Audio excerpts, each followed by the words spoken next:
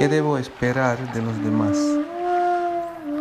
Una vez Buda dijo, si tú esperas algo de alguien, lo que él no puede dar, dice, es irte voluntariamente a la sala de espera de un psiquiátrico, ¿no? ¿Por qué? Porque te vas a desesperar, ¿no? O sea, esperando algo de alguien, lo que el otro no puede dar. ¿Y por qué lo estás esperando? Pues puede haber muchas razones, ¿no? Quizás necesitas esto de él, ¿no? O quizás piensas que eso sería lo mejor para él, ¿no? Pero la cosa no da. Como en caso de los padres muchas veces. Los padres están convencidos de que eso sería lo mejor, ¿no? Pero no se preguntan si puede o cómo animarlo para lograrlo, ¿no? Simplemente tienes que ser así. ¿No? Así también nosotros en nuestras relaciones pues tenemos que saber qué hay que esperar de los demás, quiénes son los demás, ¿no? El punto al que queremos llegar hoy es de entender de que lo que nosotros vemos de los demás no es todo, ¿no? Sino siempre algo lo que vemos, lo que percibimos, ¿no? Pero hay toda una realidad, digamos, en el fondo, ¿no? ¿Y qué es esta realidad en el fondo? ¿Cómo obtener acceso ahí y cómo poder, digamos, vincularnos más allá de la superficialidad? Pues eso es el gran reto, ¿no? Ayer hablamos algo de diferentes ideas sobre la vida, de la naturaleza predeterminada. Predeterminada significa de por alguna razón, ¿no? Digamos, algunos dicen por razones genéticas, ¿no? La vida recorre cierto camino, ¿no? Significa uno nace, ¿no? Después hay que educarlo para que se vuelva útil para el sistema, después se vuelve, ¿no? Desgastado, acabado, ¿no? Y después termina enfermo. Todavía se aprovechan un poco de esto, ¿no? Como hablamos de las enfermedades y todo esto, ¿no? Y al final se desaparece, ¿no? Todo el sistema económico, político, ¿no? Educativo, prácticamente es basado en esta idea, digamos, mecánica de la vida, ¿no? Por esto, ¿no? Si tú ves la medicina general alópata, que es la medicina, digamos, del sistema, se refiere al ser humano nada más como una máquina, ¿no? Póngalo, sácalo, ¿no? Quítalo por el momento, haz lo que funciona un poquito más, ¿no? Significa, es muy, sí, no es tampoco tan totalmente excluido, ¿no? Por lo menos en teoría dicen que hay como elementos psicológicos, ¿no? Que afectan, ¿no? La dieta que afecta un poco, ¿no? Pero básicamente no es algo para concientizar a la gente, sino simplemente pues para mantener esto, para que esto fluya de esta manera, ¿no? Muy mecánico todo, ¿no? Y no solamente que la medicina es mecánica, también nosotros vemos nuestro cuerpo nada más como una máquina, ¿no? Eso se refleja mucho en palabras que usamos, incluso para ciertos padecimientos físicos, ¿no? No sé cómo es aquí, pero dice, me siento oxidado, dice, ¿no? ¿No? Las rodillas oxidadas, ¿no? ¿De dónde viene esto, no? ¿No? O dice, hay que lubricar, ¿cómo se lubrica? ¿No? Hay que lubricar, ¿no? Hay que, ¿no? Muchos de esos elementos que usamos del mismo idioma, pues para las máquinas también, ¿no? Imagínate. Entonces de ahí viene, ¿no?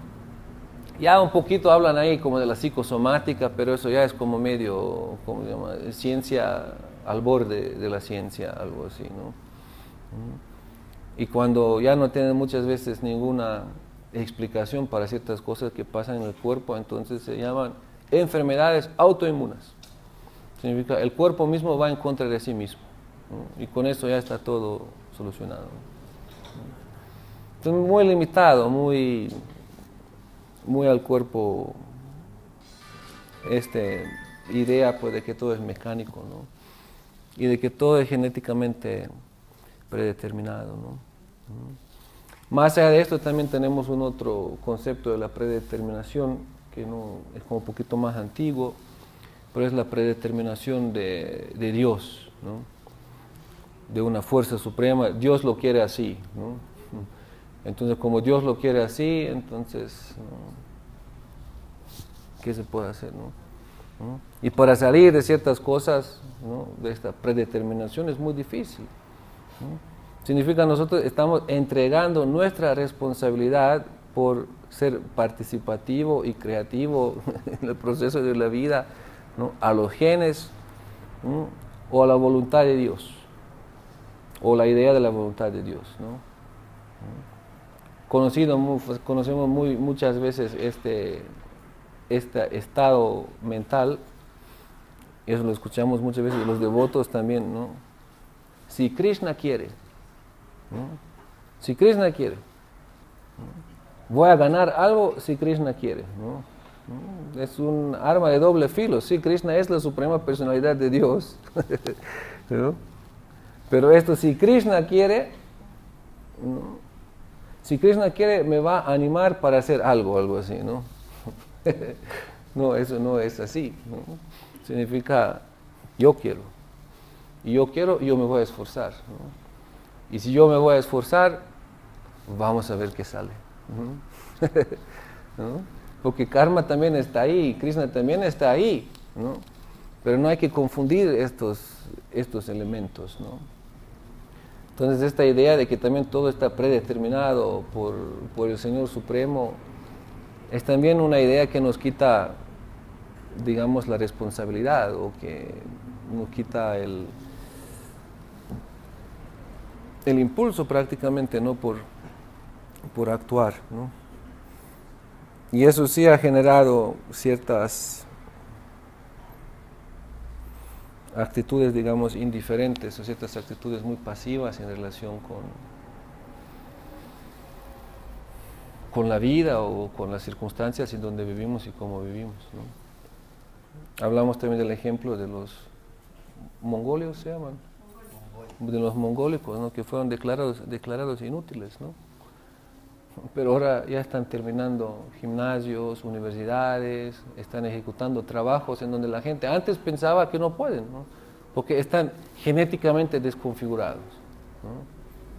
Entonces hay algo más allá de la genética, hay algo más allá de nuestra idea de la predeterminación y de los límites, ¿no?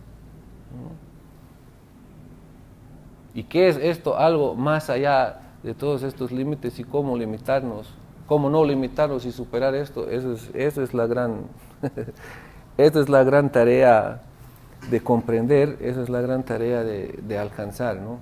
Y para eso tenemos que entender muy bien cómo funcionamos nosotros, cómo funciona nuestro cerebro, ¿no? Y cómo funcionan nuestros estados de ánimo, ¿no? Porque el estado de ánimo es algo tan esencial, ¿no? Tenemos muchos de estos dogmas o, digamos, pensamientos, como hablamos ayer, que nos limitan demasiado, ¿no? Algo no se puede, ¿no?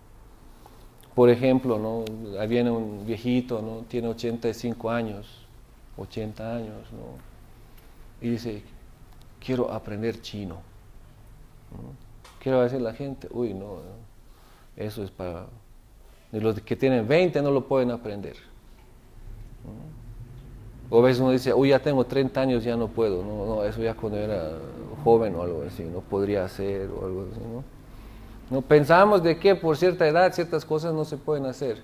Pues claro, ciertas cosas, digamos, al nivel físico sí no se pueden hacer, ¿no? Ya uno no puede cargar tanto, ya no puede correr tanto, ya no puede, ¿no? Físicamente, ¿no? Pero lo más asombroso es de que internamente, al nivel de la conciencia, intelectualmente, uno todavía puede todo independientemente. Depende solamente de un factor, ¿no? Y este factor es el ánimo, ¿no? Por eso un viejito de 80 años que dice quiero aprender el chino, ¿no? Todos lo van a decir, déjate esto viejo, ¿no? ¿Qué estás hablando? Y no sé qué, ¿no? Y por lo general la gente resigna también ante todos los diferentes comentarios y ante la opinión común de que ciertas cosas no se pueden hacer, ¿no? Pero es comprobado de que eso no es algo fuera de lugar, sí se puede, ¿no? Si el viejito se enamora a una joven china de 65 años, ¿no? Y la china le dice, ¿no? Podemos vivir juntos, pero solo en China, ¿no? Y solo si aprendes el chino, ¿no? Automáticamente, si él tiene un ánimo, ¿no? lo puede aprender. Puede aprender cosas inimaginables, ¿no? ¿Por qué? Porque hay este elemento de ánimo. ¿Y de dónde viene este elemento de ánimo? Pues esa es la gran pregunta. La gente se anima para diferentes cosas, ¿no? Pero nuestra sociedad no es una sociedad que está creando ánimo y que está dirigiendo el ánimo en una cierta dirección para apoyar un desarrollo comunitario, ¿no? Sino más bien es una sociedad que está matando el ánimo, ¿no? Matando el ánimo, ¿para qué? Para volver la gente medio unos bobitos, zombies, ¿no? Que únicamente se mantienen en la vida y ven una razón de ser en estimular los sentidos, ¿no? A eso se limita todo, ¿no? Entonces nosotros tenemos 3 estados en el que nos podemos encontrar, ¿no? Uno es el estado en donde estamos descubriendo, aprendiendo, ¿no? Con mucha atención, ¿no? Otro es el estado donde estamos aburridos, ¿no? Y otro es el estado de la estimulación. No hay más allá de estos 3 estados en el ser humano. Uno es que está descubriendo, ¿no? Aprendiendo, junto con otros, enfrentando dificultades de la vida y viendo maneras cómo superarlos y descubriéndolos, ¿no? Eso lo mantiene vivo, ¿no? No hay aburrimiento en eso, ¿no? Está enfrentando la vida. Otro es ya aburrido, ¿no? Aburrido significa en stand-by, ¿no? Ni para adelante ni para atrás, ¿no? Pero el aburrimiento, uno no aguanta mucho el aburrimiento, ¿no? Entonces uno necesita, si no es un estímulo en ánimo interno de descubrir y aprender, ¿no?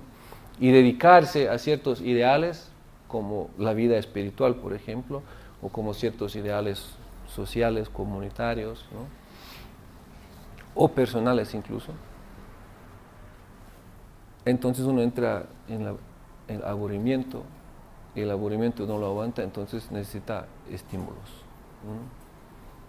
Por eso puedes ver, la adicción a ciertas sustancias siempre viene de aburrimiento, significa que no hay nada que vale la pena por lo que uno puede esforzar, ¿no? Entonces entra en estos estados de la adicción a los estímulos, ¿no? Por eso decimos, ¿no? La gente que es sana, ¿no?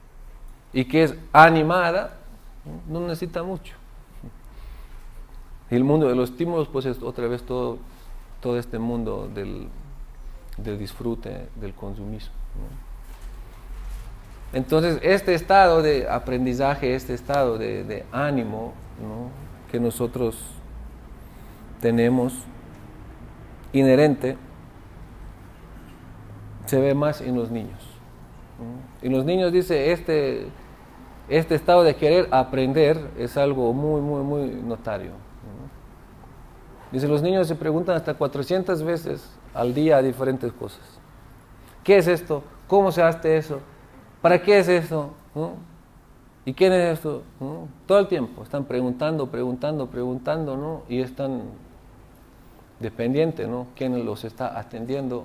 Recibiendo diferentes tipos de atención y diferentes tipos también del camino que se les va a abrir, ¿no? ¿Por qué? Porque los que llevan los niños, los atienden los niños, los educan, ¿no? Pueden hacerle un gran favor, ¿no?, a los niños, pero también pueden hacerle un gran, ¿cómo dice? Opuesto, gran daño también, ¿no? Ningún favor, ¿no? Entonces imagínense los niños cómo aprenden las cosas, ¿no? Y lo que sucede en los niños, dice, cuando encuentran ciertas respuestas y cuando ven que la vida fluye, ¿no?, que todo se les cierra, ¿no?, y las relaciones son buenas en un medio ambiente favorable, ¿no?, dice, lo que experimenta el niño a nivel cerebral, dice, son una inundación de ciertos elementos, ¿no? ¿Cómo se llaman? Transmisores neuroplásticos, en español se dicen así. Transmisores neuroplásticos, ¿no? Estos generan toda una reacción en el cerebro, prácticamente activan el cerebro, ¿no?, lo iluminan, ¿no?, creando ciertas proteínas que después se ocupan, ¿no?, para fortalecer lo que nosotros llamamos de alguna manera otra memoria o capacidades, ¿no? Entonces están animados todo el tiempo. Eso puede pasar en un niño 50 veces al día, 100 veces al día, ¿no?, porque está descubriendo algo, se está emocionando para ciertas cosas, ¿no? Después cuando entra en la escuela, ahí empieza ¿no?, un crimen llamado educación. ¿No?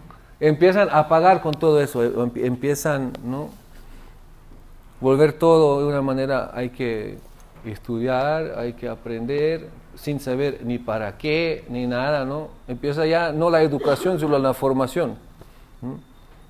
No sacar lo que hay adentro y llevar lo que hay adentro, ¿no?, sino más bien imponer y limitar y formar, ¿no? Y en última instancia no solo esto, sino también clasificar, ¿no? Al final de la secundaria ya se sabe quién es el útil y quién no es tan útil, ¿no?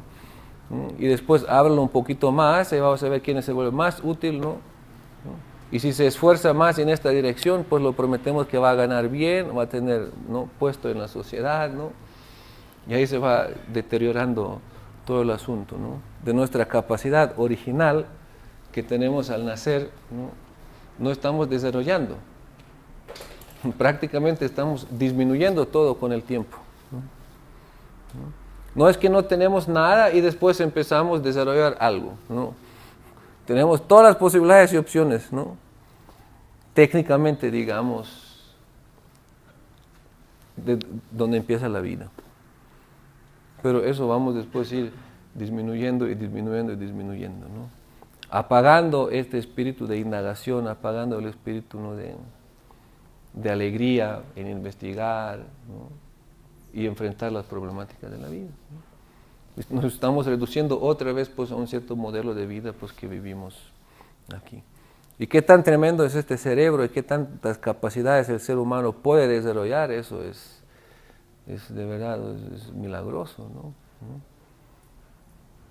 Pero depende del ambiente y de las necesidades del ambiente, ¿no? Por ejemplo, en el Amazonas, en Brasil, ahí hicieron investigaciones y encontraron tribus en donde distinguen 120 colores verdes, ¿no? 120 colores verdes. Tienen la capacidad, con estos ojos, igual que los nuestros, ¿no?, distinguir 120 colores verdes. Y no solamente que distinguen los colores, sino para cada uno tienen diferentes nombres, ¿no? Y a nosotros a veces ya se nos dificulta distinguir el rojo y el verde, ¿no?, en el semáforo. Y el azul, tenemos dos azules, ¿no?, el oscuro y el clarito, ¿no? ¿No? Pero ellos tienen 120, ¿no?, solo para verde, ¿no? ¿Por qué? Porque ese es el ambiente donde tienen que ubicarse, ¿no?, porque todo es verde prácticamente, ¿no? Pero es así, diferentes capacidades, pues, que hay y que uno puede ir desarrollando sin limitación prácticamente, ¿no? Entonces, ¿cuál es el concepto de vida en el que vivimos nosotros, ¿no? El materialismo y el consumismo y todo eso, ¿no? Eso prácticamente está apagando con con nuestras capacidades innatas, ¿no? Y de que no es como se pensaba, de que la genética predetermina todo, ¿no? Había un estudio muy interesante, el estudio de las monjitas. Creo que lo hicieron en Canadá. Hicieron todos los cuestionarios, ¿no? Y los siguieron un cierto tiempo a las monjitas, con el permiso de que cuando se mueran pueden ver su cerebro y ver qué pasa adentro, ¿no? Entonces, siguiendo todos sus pasos diferentes en la vida, poseían todo, analizaban, ¿no? Y no había ninguna indicación, ni algún tipo de padecimiento, ¿no? Entonces, cuando se morían, cuando abrían el cerebro, ¿no? Se asombraban de que varias, y algunas en un grado muy adelantado, tenían Alzheimer, ¿no? Alzheimer significa esto cuando ya físicamente el cerebro está deteriorado, ¿no? Entonces, cuando vieron eso, entonces dijeron, pero ¿cómo es? Si tiene Alzheimer, pues ¿cómo pudo funcionar normal? ¿No? ¿Por qué? Porque su espíritu, ¿no? Su ánimo, su propósito interno, su fe, ¿no? Significa, los llevaba más allá de las funciones ordinarias del cuerpo, ¿no? Entonces ahí está la clave, ¿no? Uno con su fe, por eso dice, la fe mueve montañas. La fe mueve montañas, la fe puede cambiar todo, ¿no? El estado de ánimo puede cambiar muchas cosas, ¿no? Entonces, ¿cuáles son nuestras limitaciones? A nivel personal tenemos mucha limitación. Al nivel comunitario tenemos mucha limitación. Al nivel ideológico tenemos mucha limitación. Y podemos rendirnos a estas circunstancias, ¿no? O podemos decir, no, hay que levantarnos, ¿no? Hay que buscar la manera, ¿no? Y dice, en donde las personas se unen uno con el otro en búsqueda, ¿no? De cómo superar ciertos desafíos, en donde se animan uno al otro, donde se apoyan uno al otro, dice, ¿no? Ahí de repente, como hablamos ayer, también hay un cierto elemento en donde despiertan capacidades más allá de los individuales, ¿no? Ahí uno y uno no es dos, ¿no? Si uno y uno de repente se vuelve tres, ¿no? Más allá de lo esperado, ¿no? Porque no es solamente mi capacidad y tu capacidad, ¿no? Sino cuando se junta, ¿no? Incluso se vuelve algo totalmente inesperado, ¿no? Entonces, si tú lo ves de nuestra tradición, ¿qué es lo que estamos hablando, ¿no? ¿Qué es Harinam Sankirtan, ¿no? ¿No? El canto congregacional, ¿no? Esto congregacional, eso tiene mucho peso, ¿no? Y sin la gran esotérica o esoterismo en el asunto, que sí, también hay todos los niveles espirituales, solo al nivel, digamos, físico, el canto congregacional, se dice, eso es la herramienta más poderosa para despertar habilidades sociales. Es la más poderosa, ¿no? Y eso lo dicen los científicos. Dice, donde la gente se une y empieza a cantar sin ningún propósito, sin que están grabando o que una competencia o para impresionar a alguien, algo así, sin concentración a lo exterior, sino solamente ellos no se sientan 2, 3, 4, 5 personas y están cantando juntos, ¿no? Dice, el hecho de cantar juntos significa, ¿no? Con instrumentos, uno toca, escucha al otro, adapta el ritmo, ¿no? Escucha la voz del otro, adapta la voz a la voz del otro, ¿no? Dice, este ejercicio es algo tan poderoso en desarrollar habilidades sociales, ¿no? Que después se refleja en empatía, que se refleja en una comprensión, aceptación de los demás, ¿no? Mucho más que cualquier otro estudio psicológico o algo así. Eso es desde el punto de vista de las ciencias modernas, ¿no? ¿Dónde se desarrollan estas habilidades, ¿no? En los adultos es en el momento de cantar juntos, Pero también hay hacer este ejercicio, ¿no? Sabemos, y nosotros también vemos esto en nuestros templos, ¿no? Hacer el ejercicio en donde hay un grupito que todos cantan juntos, adaptados, ajustados, ¿no? Y a veces hay algunos que están totalmente ensimismados en el mismo canto, ¿no? Los otros ya adelantaron ¿cómo se llama? La velocidad del canto al doble, triple, ¿no? Y el otro sigue ahí. Quedó colgado, totalmente fuera de, ¿no? O los otros cantan con la voz en una cierta manera, ¿no? Y otro por completo, ¿no? Claro, no todos tienen capacidades músicas, ¿no? Pero hay un otro elemento allá, ¿no? Hay un otro elemento en donde yo veo de que mi voz no encaja, ¿no? Uno puede bajar la voz, uno puede tomar diferentes tipos de actitudes, ¿no? Entonces, eso es un ejercicio, dice, para los adultos, el canto congregacional, cantar juntos con instrumentos acompañados, es una herramienta muy, muy, muy poderosa para desarrollar ciertas, ¿no?, capacidades y competencias sociales en trato con los demás. Y con los niños, ¿no?, con los niños es el jugar, ¿no? Jugar juntos, ¿no?, y tener ciertas problemáticas para solucionar, de alguna manera sentirse dependiente uno del otro, ¿no?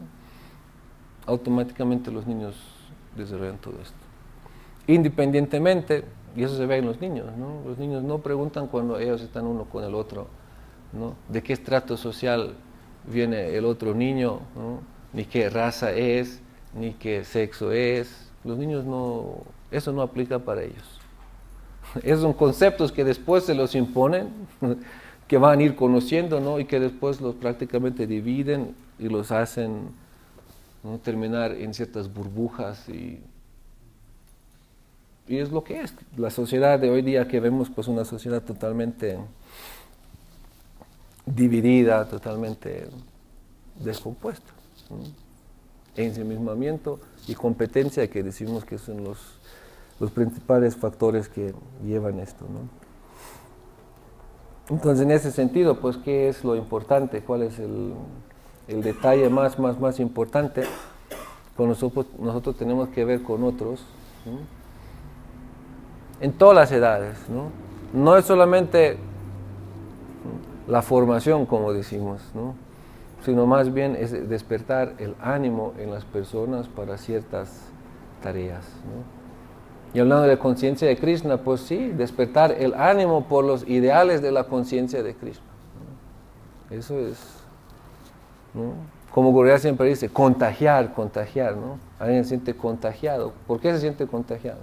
No, pues porque hay algo, lo que pasa, ¿no?, del uno al otro, el ánimo, ¿no? Es la fe la que pasa, ¿no? Sin las palabras que se hablan no hay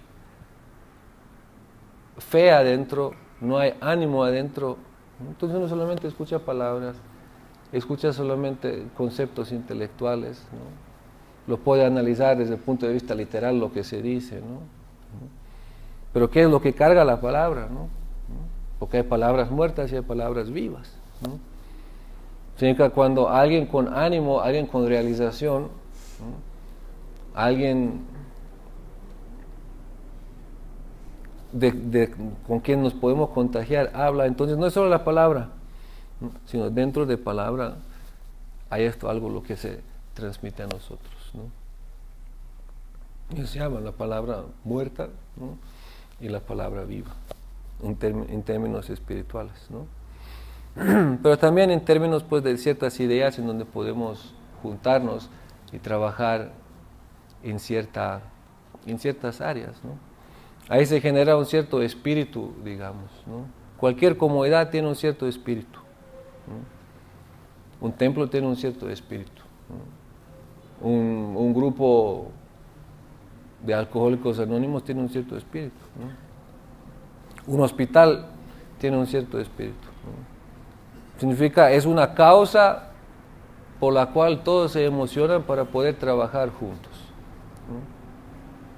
Mantener este espíritu, pues esa es la gran tarea que está frente a nosotros, ¿no? Y cuando se retira este espíritu, si perdemos este espíritu, ¿no?, Entonces, ¿qué es lo que queda?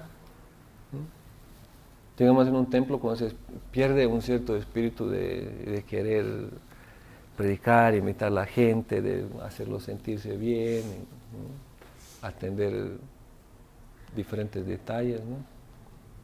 Cuando se retira el espíritu, ¿no? Lo que queda es un otro espíritu, ¿no? Y este se llama un espíritu administrativo, donde todo se vuelve solamente número, ¿no? ¿Cuántos hay? ¿Cuánto producen? ¿Qué es lo que hacen? ¿Tiempo? ¿No? Y se pierde todo este otro nivel, ¿no? Que es el ánimo, ¿no? Que es el sentimiento, que es este espíritu del propósito por el cual se forma algo, ¿no? Entonces, en un hospital, en vez de curar gente, se vuelve negocio, ¿no? Todo se vuelve negocio, todo se vuelve al nivel administrativo, ¿no? ¿Por qué? Porque se perdió el espíritu. Se perdió la causa común por la cual nos estamos esforzando juntos, ¿no? Para lograr algo. Entonces, de esta manera es muy importante mantener y ver cuál es el espíritu, cuál es el espíritu que nos une a todos y que nos puede mantener todos bien animados, ¿no? Y a veces, pues entre muchos, no puede ser que todos comparten el mismo, ¿no? A veces hay otros hay grupos y subgrupos y diferentes áreas, ¿no? Y todos estos diferentes áreas también pueden trabajar otra vez juntos, ¿no? Todo depende, ¿no? Como hablamos otro día que escuchamos el frijol, maíz, calabaza, ¿no? El individuo, la familia, la comunidad y la humanidad, ¿no? Pero en todos tiene que haber, ¿no? Esta cierta actitud de querer vivir, ¿no? Una actitud sana, de tomar responsabilidad por su vida, ¿no? Entonces, antes de poder moverlo y arreglarlo y ajustarlo, ¿no? Al nivel social y mucho más allá, como hablamos, pues tenemos que empezar con nosotros mismos, ¿no? Cada uno consigo mismo, con apoyo de alguien pues que lo acompaña. Por eso es importante el elemento del maestro espiritual en la vida de uno, ¿no? Del guía espiritual, ¿no? ¿Por qué? Porque lo va a ir llevando en el proceso de la autorrealización, ¿no? Y parte de esta autorrealización pues es entender muy bien cómo funcionamos, ¿no? ¿Cómo funcionamos? ¿Qué significa esto, lo que hablamos ayer, tener una naturaleza adquirida? Eso es un punto muy clave, ¿no? ¿Por qué somos de la manera como somos? ¿No? ¿Y cómo manejamos ahora esta nuestra naturaleza? ¿No? Nosotros podemos ver, si miramos al pasado de nuestra vida, podemos recordarnos siempre diferentes momentos. Podemos recordarnos diferentes momentos en donde hemos percibido ciertas cosas, donde hemos vivido, experimentado ciertas cosas, digamos, al nivel cognitivo. Al mismo tiempo nos podemos recordar cómo nos hemos sentido en estos momentos. Significa una impresión cognitiva con una impresión emocional. Y eso es lo que tenemos en nuestro recuerdo. Significa que todo el tiempo estamos nosotros haciendo estas ciertas experiencias, ¿no? Ahora imagínate, si nosotros solamente percibimos, ¿no? Pero no hay ninguna emoción en nada de lo que estamos haciendo, estamos aburridos, ¿no? Pues tampoco no hay nada para recordar, ¿no? Nos volvemos bobos, ¿no?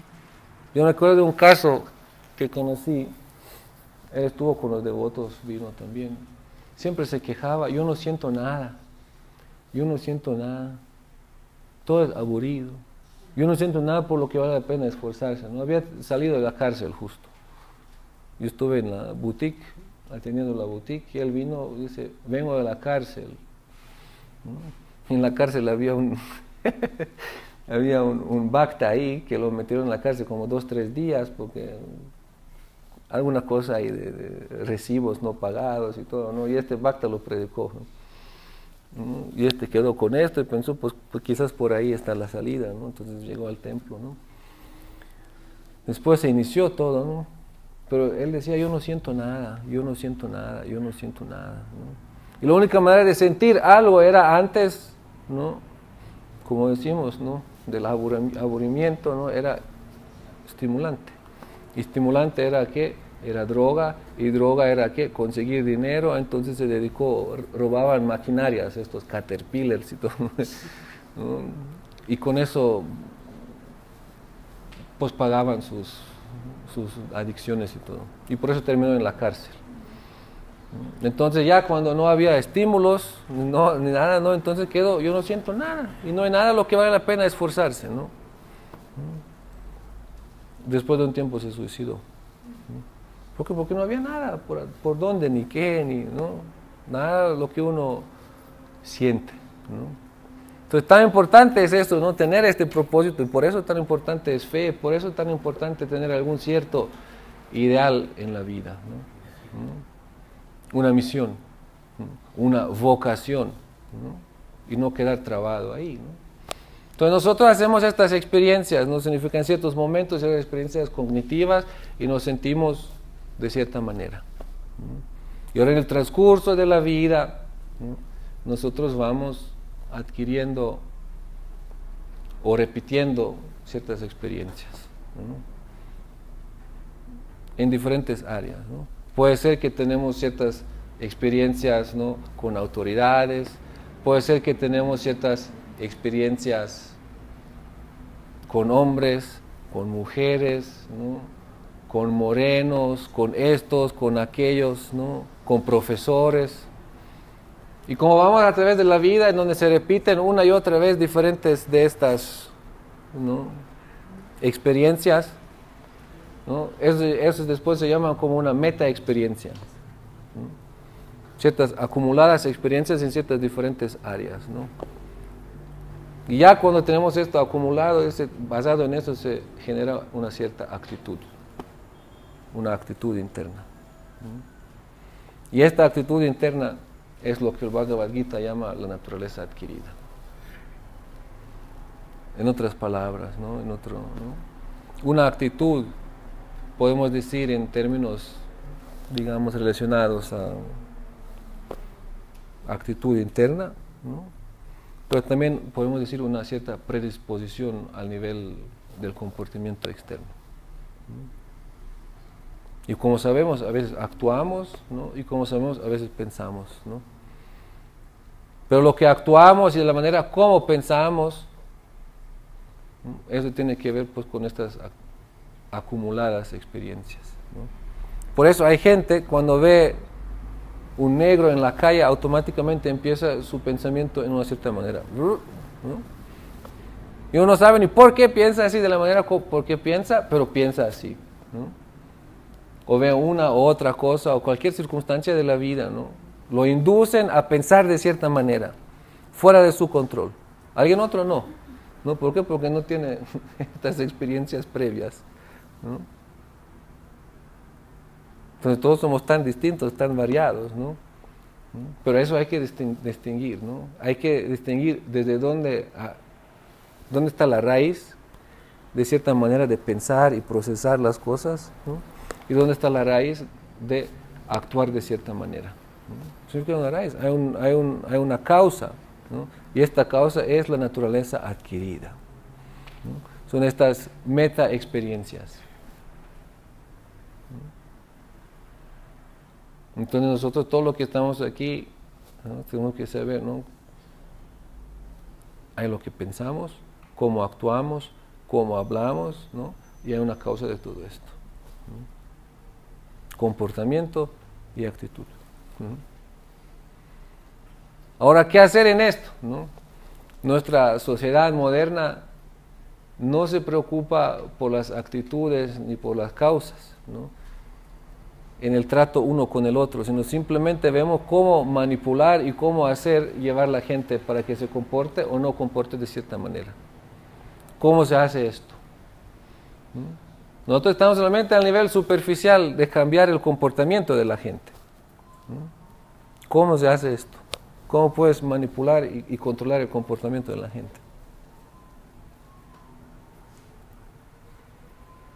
Es lógico, piensa. ¿Ah? No, ya, cualquiera. Nos encontramos, ¿no?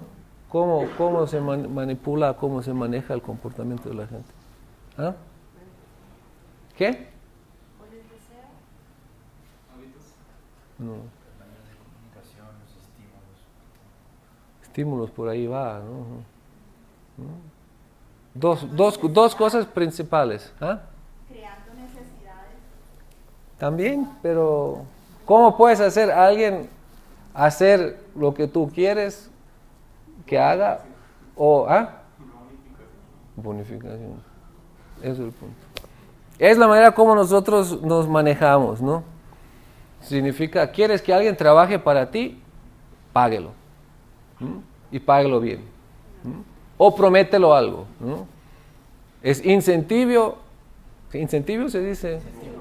Incentivo por un lado y por otro lado, para que no haga lo que no quieres que haga, el castigo. Así funciona la vida, ¿no? Así funciona la sociedad, ¿no? Edúcate o fórmate, mejor dicho, ¿no? Después vas a trabajar, ¿no? Y si te formas para la cosa y para la área que nosotros necesitamos y te vuelves muy obediente y leal con el sistema, te vamos a remunerar con buen pago, te vamos a poner gente a cargo, ¿no? Etcétera, etcétera, ¿no? Y castigo, ¿no? Pero si no vas a hacer esto, ¿no? Entonces, ¿no? Ahí entras en la área criminal, eso es el castigo penal, ¿no? Pero hay otros tipos de castigo también, ¿no? De hacerte sentir un, ¿cómo se llama? Outsider, ¿no? Marginados de diferentes maneras, ¿no? Tantas diferentes maneras como uno puede castigar a la gente, ¿no? Los mismos padres también, cuando actúan con los niños, ¿qué es lo que hacen, no? ¿Te voy a comprar o no te voy a comprar? O sea, te voy a quitar. ¿Te vas con los devotos? Ah, bueno, ¿no me vas a hacer caso? Bueno, te quito la herencia. Muchos han visto eso también, ¿no? ¿No? O por favor, vea, te compro un carro, no vayas para allá, ¿no? Desconsiderando por completo qué es lo que mueve a alguien allá, ¿no? Por un lado, pues en caso, pues si uno se acerca con los devotos, es una fe muy fuerte, una atracción, digamos, espiritual muy incomprensible para los padres en este momento. O a veces, pues simplemente ciertas naturalezas que lo llevan uno, ¿no? Entonces eso más se llama, ¿no? Dresura, ¿cómo se llama? Dresura. Los perros cuando los ponen en su orden, cuando los hacen entrenan para que hagan lo que quieren, ¿no? Domesticación, ¿no? Entonces, muchas veces, pues nuestro trato con nosotros es de domesticación, ¿no? Hazlo, no hazlo, y si no lo haces, y solo lo haces, ¿no? Y la gente lo puede hacer por algún momento, ¿no? Significa, la gente por un momento puede hacer cosas que no corresponden con su naturaleza, ¿no? Significa, pueden trabajar lo que no les gusta trabajar, ¿no? Pero después tienen que recompensar esto. ¿De qué manera? Pues los fines de semana lo van a recompensar, ¿no? O en ciertas otras cosas menos sanas y compulsivas y enfermas y perversas, ¿no? Las perversidades que se viven hoy día en el mundo son nada más sino naturalezas reprimidas, ¿no? En diferentes maneras, ¿no? Entonces, un gran castigo tener que hacer en la vida algo lo que no te gusta, ¿no? Pero tener que hacerlo, ¿no? Por la comida o tener que hacerlo, ¿no? Y es un sistema muy bien desarrollado, ¿no? Muy bien desarrollado, ¿no? Para que no te mueras de hambre, pues tienes que hacer lo que, ¿no? Y los que manejan estos sistemas, pues lo manejan muy bien y lo saben muy bien, ¿no? Pero eso no es la solución, ¿no? Si nosotros no tenemos otras herramientas, digamos, para nuestro desarrollo, ¿no? Si nos aplicamos las mismas herramientas, ¿no? Si te comportas bien y eres religioso, vas a llegar al cielo, es lo mismo, ¿no? Y si te comportas mal, ¿no? Vas a llegar al infierno. Es la misma eso ¿cómo decimos? ¿Cómo decimos? Doméstico, pero beneficio y castigo, ¿no? Bonificación y castigo, ¿no? Es lo mismo, misma idea, ¿no? Es la misma idea, ¿no? Y eso en el campo religioso, ¿no? En el campo espiritual, en el campo de la creencia, ¿no? Pero eso no es real, ¿no? Entonces la gente no es como es y porque quiere ser así, sino más bien es algo superficial, ¿no? Por eso vemos entre los religiosos también tantas desviaciones, ¿no? Quiero ser, pero no lo puedo ser, ¿no? Entonces, ¿qué es lo que se necesita, ¿no? Para poder de verdad cambiar? Para tener un cambio de corazón, como decimos, ¿no? Esa es la gran pregunta, ¿no? Entonces, digamos, alguien viene al templo con naturaleza adquirida, ¿no? ¿Qué es lo que sucede ahí, ¿no? La gran pregunta, ¿no? Para nosotros, ¿no? Porque nosotros, por lo general, tenemos dos maneras como resolver el asunto. Una manera es explicándole las cosas. La filosofía dice, pa. La filosofía dice, ya. ¿No? Entonces le damos a un nivel, digamos, racional, le podemos explicar todo. Entonces uno dice, bueno, entiendo, sí, cierto. Lo entiendo. Como alguien que lee la caja de cigarrillo, ahí dice, está causando cáncer, dice, sí, es cierto, ¿no? Pero no hay algo lo que lo gana internamente, ¿no? Aunque racionalmente lo comprende, es cierto, ¿no? Hasta lo pusieron la foto ahí, ¿no? De cómo se ve el pulmón lleno de cánceres. Es cierto, ¿no? Pero algo lo gana, ¿no? ¿Lo gana qué?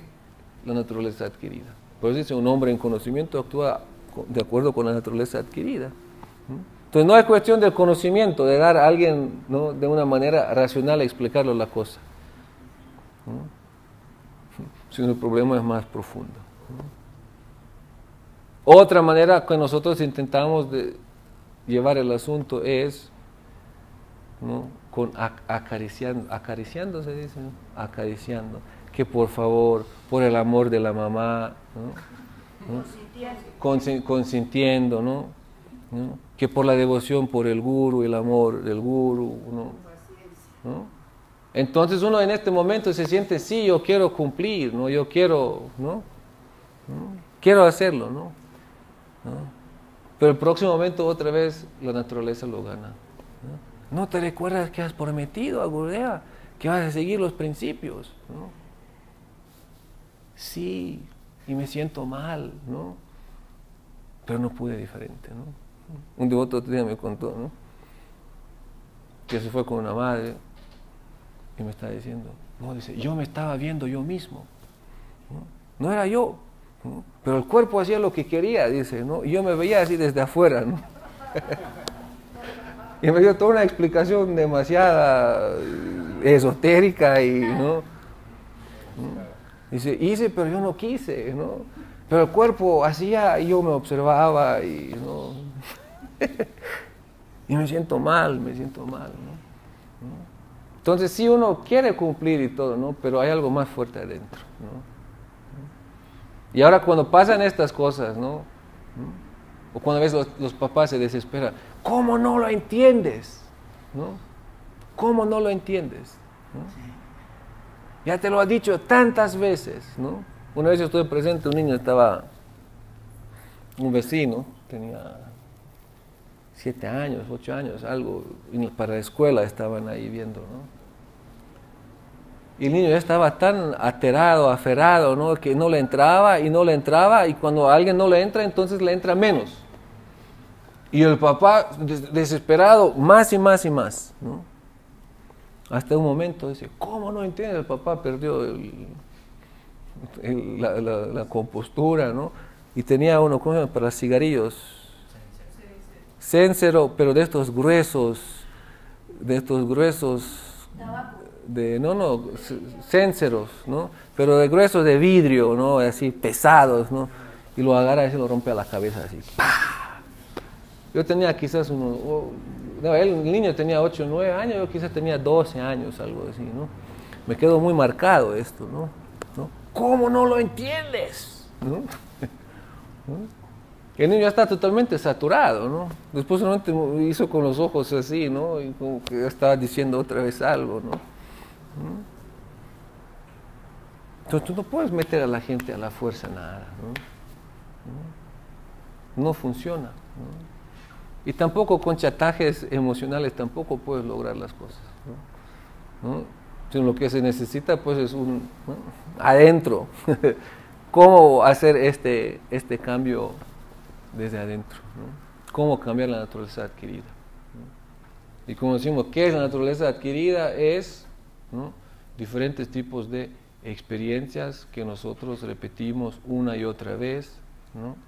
Experiencias de ver, sentir, tocar algo, pero todo con una cierta emoción combinada, ¿no? Que pueden ser buenas o malas, ¿no? Buenas son los buenos recuerdos y cierto ánimo en cierta dirección, ¿no? Y las malas son ciertos traumas, ¿no? Que también dejan a uno después como traumatizado y bloqueado en muchos aspectos y tomando ciertas actitudes hacia la vida que no son muy favorables, ¿no? Entonces, ¿qué es lo que se necesita? Pues se necesitan nuevas experiencias, ¿no? Significa, no se necesita ni teoría, no se necesita tampoco chantaje emocional, ¿no? ¿Por qué? Porque el proceso espiritual se puede limitar muy fácil al puro intelecto o también se puede limitar al sentimentalismo, ¿no? Y eso lo hemos visto, ¿no? Sentimentalismo significa Haribol, Haribol, todo en el momento, ¿no? Pero el próximo momento nada, ¿no? Estrellas fugaces, ¿no? ¿No? Y se desaparece, ¿no? Entonces, ¿cómo generar esto? Pues eso es todo cuestión, otra vez, de un espacio. Uno necesita un espacio, ¿no? Un marco. Y otros entran en este espacio. Y en este espacio ahora pueden hacer nuevas experiencias, ¿no? ¿Y qué son estas nuevas experiencias? Pues estas nuevas experiencias son a nivel de relaciones personales, ¿no? ¿Y quiénes son los que se relacionan con uno, ¿no? Por eso ser aceptado por parte de un Vaishnava, quien se preocupa de verdad por el bien de uno, eso es el más grande de todos los, ¿no? Qué difícil es nacer con vida humana para cruzar la ilusión junto a un Vaishnava, ¿no? ¿Por qué? Porque ¿qué es lo que ve el Vaishnava en uno? ¿No? Es la gran pregunta. Él ve el alma y ve el Krishna en el corazón de uno, ¿no? Y como ve a alma y Krishna en el corazón de uno, significa, no es porque tú vas a cambiar y tu naturaleza va a estar cambiando de alguna manera u otra, ¿no? Que va a perder el interés en ti, porque va a seguir viendo Krishna y el alma en el corazón de uno. Significa, eso son verdaderas relaciones muy profundas, ¿no? En otros campos sí la gente se puede encontrar en cierto nivel y sí puede compartir cierto ánimo, ¿no? Pero en el momento cuando alguien cambia su interés, cambia las circunstancias de la vida, automáticamente los vínculos también cambian, ¿no? Quizás se llaman algunas veces, ¿no? Pero ya han perdido, digamos, la causa común, ¿no? Pero en el Vaishnavismo, cuando uno está con los devotos, la causa común es Krishna y Krishna es eterno. Y la causa común es alma y el alma es eterno, ¿no? Entonces imagínense si se establece ese tipo de relación, pues eso es lo más auspicioso que hay, ¿no? Lo más profundo que hay. Y eso es la conciencia de Krishna, y eso es algo tan extraordinario, ¿no? Y por eso cuando nosotros venimos aquí vamos a hacer nuevas experiencias. ¿Por qué? Porque aquí no importa, ¿no?, raza de los que vienen. No importa si son ricos o si son pobres. No importa si son gordos o delgados. No importa si son más o menos inteligentes. Nada de eso importa, ¿no? ¿Por qué? Porque todos son esas designaciones externas, ¿no? Claro, para alguien que ha realizado esto, ¿no? también hay muchas veces estas dificultades también de verdad realizarlo, ¿no? Y de verdad no ver el alma, sino ver también a alguien en términos externos que conviene o que no conviene, ¿no? Entonces ahí se ve quién está conectado con el alma. ¿Por qué? Porque a veces pues quizás se puede dar la situación de que a los ricos hay que darle más atención. ¿Por qué? Porque nos van a dar más donativo para poder cumplir con algo, ¿no? Y de ahí se puede desarrollar también toda una espiritualidad elitista, ¿no? Espiritualidad para ricos, ¿no? Que muchas veces ha terminado el yoga haciendo en los años anteriores algo así, ¿no? Pero eso no es verdadera comprensión del proceso espiritual, ¿no? Una vez nosotros estuvimos en Viena y habían llegado dos muchachos, dos hermanos, y nosotros íbamos de Viena a Hungría, era verano y eran como 40 grados, ¿no? Viaje de 5 horas, algo así, ¿no?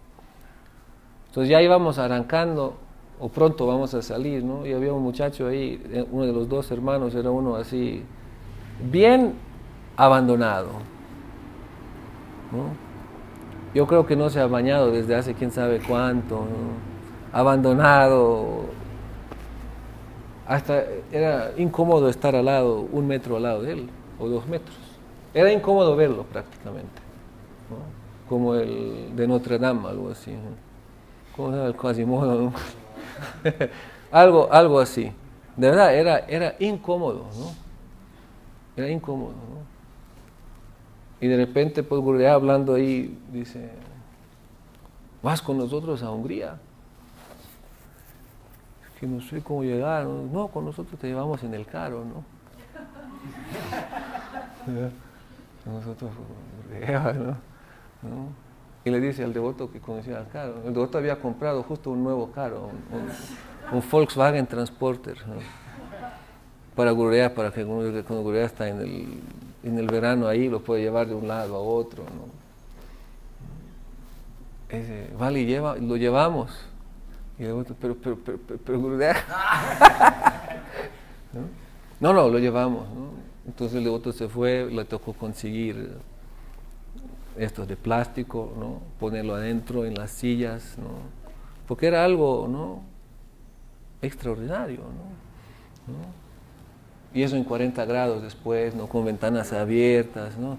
Era duro, ¿no? Incluso si se hubiera bañado no hubiera salido eso, porque ya era algo tremendo, ¿no? Y lo llevamos, ¿no? No, ahí uno estaba pensando, pues, ¿no? ¿Qué interés podría haber ahí, no? Porque ahí no hay nada, ¿no? Nada agradable, nada de ningún beneficio calculado, algo así, ¿no? Entonces ahí uno entiende, ¿no? ¿Qué es verdadera compasión, ¿no? ¿Qué es verdadera preocupación por el alma, ¿no? Imagínate, ¿no? Para nosotros es muy difícil a veces llegar a ver, ¿no? El alma y el Krishna en el corazón, ¿no? Pero ese es el ejercicio, ¿no? Si nosotros vamos avanzando en este proceso, vamos a empezar a ver Krishna en el alma, en el corazón de todo, y no vamos a ver las cáscaras externas, ¿no? Y vamos a dejar de imponer, ¿no? Y calcular todo en el grado que nos conviene y cómo nos conviene, ¿no? Sino vamos a calcular todo en términos cómo podemos ayudar, ¿no? Cómo podemos ayudar a alguien para que se desarrolle espiritualmente, para que despierte espiritualmente, ¿no? Claro, después en Hungría ahí lo bañamos y lo raspamos, y, ¿no? Estuvo ahí como 7 días, después no supe más qué pasó, pero algo pasó, ¿no? Sentirse aceptado, ¿no? En donde todo lo rechazan a uno, ¿no? Esa es la experiencia que uno hace, y eso es la buena experiencia, eso es la extraordinaria experiencia en la conciencia de Krishna, que no importa nada de estas cosas externas. ¿Por qué? Porque todos unidos, ¿no? Con un mismo propósito, y un propósito muy, muy, muy, muy, muy profundo, que es la conciencia de Krishna, que es la conciencia del alma, ¿no? Entonces cuando la gente viene a esto, entonces ya, y cuando poco a poco va ganando la confianza con los devotos y poco a poco se da cuenta de que aquí no tienen que pretender tampoco nada, pueden ser de la manera como son, ¿no? y pueden sentirse apreciados de la manera como son. ¿Por qué? Porque lo que se aprecia es el alma, lo que se aprecia es su fe, lo que se aprecia es su sincero deseo de servir, ¿no? Ahí es donde empieza a transformarse toda la naturaleza adquirida de uno, ¿no? Y ahí es donde empieza a nacer el devoto, por decirlo así. Pero para eso se necesita un ambiente, un medio ambiente. Se necesita alguien quien lo recibe, se necesita alguien quien es capaz de inspirar a los demás, cuidarlos, protegerlos, llevarlos en diferentes etapas de su vida, ¿no? Alguien quien se preocupa por el individuo, ¿no? Porque la realidad es espacio, ¿no? Y espacio significa también administración, ¿no? Y administración significa necesidades administrativas, ¿no?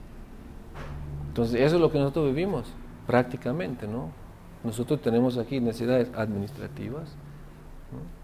Pero también tenemos necesidades personales, digamos, al nivel de cada uno, físicas, emocionales, ¿no? Y cada uno tiene sus necesidades espirituales, ¿no? Y qué tan importante es llegar al equilibrio de todo esto, ¿no? ¿Por qué? Porque si nosotros somos negligentes de las necesidades espirituales o necesidades, digamos, emocionales o físicas del individuo, ¿por qué? Porque las necesidades administrativas opacan, exigen tanto, ¿no? Entonces esta cuenta no se abre, ¿no? Esa es una cuenta que no va a salir, ¿no? Y para eso se necesita, pues, experiencia, se necesita, primero, bendición de Krishna, eso sí, ¿no? De poder mantenerse en la conciencia y la susceptibilidad a las necesidades, ¿no? Y al mismo tiempo no perdernos, porque tampoco no podemos decir, ahora vamos a atender todo lo personal y cada uno, ¿no?, viene con lo suyo, ¿no?, y al mismo tiempo el templo, nos olvidamos del templo o algo así, ¿no? Ese es el gran reto ahí, ¿no? Percibir y ver las necesidades de los demás y saber dirigirse con las necesidades de los demás, ¿no? Pero al mismo tiempo en un cierto espacio, al mismo tiempo con cierta proyección. Por eso es muy importante para una comunidad tener proyecciones, ¿no? Si una comunidad no tiene proyecciones a corto, mediano y a largo plazo, si no hay proyección, entonces todo el ambiente se vuelve como un ambiente en donde la cosa funciona un poquito bajo presión y donde la cosa funciona se pierde el ánimo, ¿no? Porque el ánimo solamente lo puedes mantener si hay metas. ¿Cuáles son las metas? Si hay meta, hay ánimo, ¿no? Y si podemos trabajar juntos para ciertas metas, pues hay más ánimo. Entonces crear estas metas, ¿no? Y no permitir que la vida espiritual o la vida en comunidad se vuelve monótona, ¿no? Donde no hay que aprender, donde no hay que esforzarse, sino entrar en el otro aburrimiento, ¿no? Y créanme, eso es una de las preguntas más frecuentes cuando uno viaja y visita diferentes templos, lugares, da clases, nuestras clases clásicas, Bhagavatam. ¿Hay preguntas? ¿Qué hacer cuando la vida se vuelve monótona? Es que me estoy levantando en la mañana, es que estoy entrando al Arctic, estoy cantando las rondas, estoy escuchando las clases, pero siento que no pasa nada. Muy común, una de las más frecuentes preguntas. Cuando la vida espiritual se vuelve monótona, significa, ¿cuándo se vuelve? Cuando no hay metas. No hay metas claras, definidas a corto, mediano y largo plazo. Por eso, para mantener una comunidad en un estado de ánimo, tiene que haber ciertas metas. Y otra pregunta muy importante, muy común es, ¿no?, ¿cómo hacer y cómo aguantarme uno de a mi lado que me cae gordo? No, es que es así, y este es así, ¿no?, y ronca cuando duerme, ¿no?, y cuando come hace, ¿no?, ¿no?, o se comporta de esta manera, ¿no? Estas preguntas de la convivencia, ¿no? ¿Cómo aguantarse a alguien quien me cae gordo? Esas son las dos, de mi punto de vista, más frecuentes preguntas que aparecen. Como dice, ¿hay preguntas? ¿No? Significa convivencia, ¿no?, y el estado de ánimo, ¿no? Convivencia y estado de ánimo. Y eso también, pues, es muy indicativo de muchas otras cosas, pero bueno, eso nos extendería mucho más.